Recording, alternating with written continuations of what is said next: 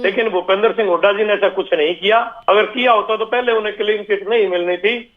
अब दोबारा बुलाया है, कोई चीज ईडी के हाथ लगी होगी कि आप प्रेशर मारना चाहते हैं ईडी जय हरियाणा प्रदेश में। इन ईडी के डर से कोई कांग्रेस का नेता चुप होने वाला नहीं है। सीधी लड़ाई भारतीय जनता पार्टी के साथ है। अचरज की बात है कि कांग्रेस के प्रवक्ता ने कम से कम 3 बार ये बात कही है कि क्लीन चिट जी। अगर ऐसी कोई क्लीन चिट जो हनुमान वर्मा जी के पास हो और मुझे ना पता हो या देश की प्रदेश की जनता को ना पता हो, अखबार के पत्रकारों को ना पता हो, तो मुझे लगता है कि हमारा ज्ञानवर्धन करना चाहिए, दिनांक और तारीख बतानी चाहिए। दूसरी बात जो है वो 6 मामलों में एजेएल जो नेशनल हेराल्ड का एक सब्सिडरी मामला है, सीबीआई की कोर्ट उन पर जो है शिकंजा कसे हुए है, वो जमानत पर बाहर है। मैंने खुद मानव श्रृंखलाओं में हिस्सा लिया है जब हुड्डा साहब का भ्रष्टाचार उजागर हुआ था। आज तक कोई एक भी एफआईआर क्वैश नहीं हुई है। आज जब मैं और आप बात कर रहे हैं, हुड्डा साहब को पेशी देनी पड़ती है, वहां पर जाकर खड़े होना पड़ता है एक मुजरिम की तरह वहां पर कटघरे में।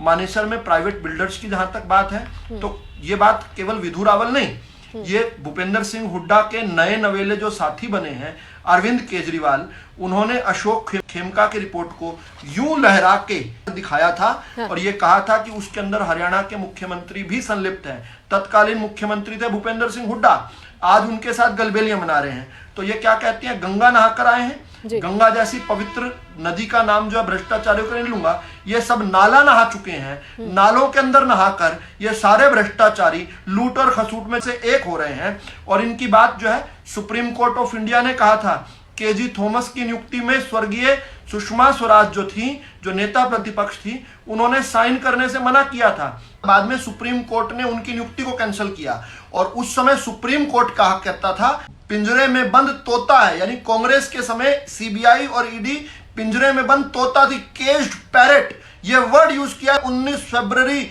2013 को जब कांग्रेस की सरकार थी। ये चोर मचाए शोर का उत्कृष्ट उदाहरण है। केवल भ्रष्टाचारी चीखा चिल्ली कर रहे हैं और ये कोर्टों में जाते हैं, इनकी याचिकाओं को फाड़ कर फेंक देता है कोर्ट। यहाँ पर बैठकर झूठ बोलना आसान है। जिस प्रकार एजेएल में मां और बेटा, नेशनल हेराल्ड केस में जो मां और बेटा को फायदा पहुंचाया, और यहाँ पर मानेसर जो प्राइवेट बिल्डर्स हैं, इसमें स्काईलाइट रियलिटी जो सीधी कनेक्टेड है कांग्रेस वालों के जो बड़े फर्स्ट फैमिली के जो दामाद हैं श्री रॉबर्ट वाड्रा जी, यहाँ पर दामाद को फायदा पहुंचाने के लिए यह सीधा सीधा मामला बनता है।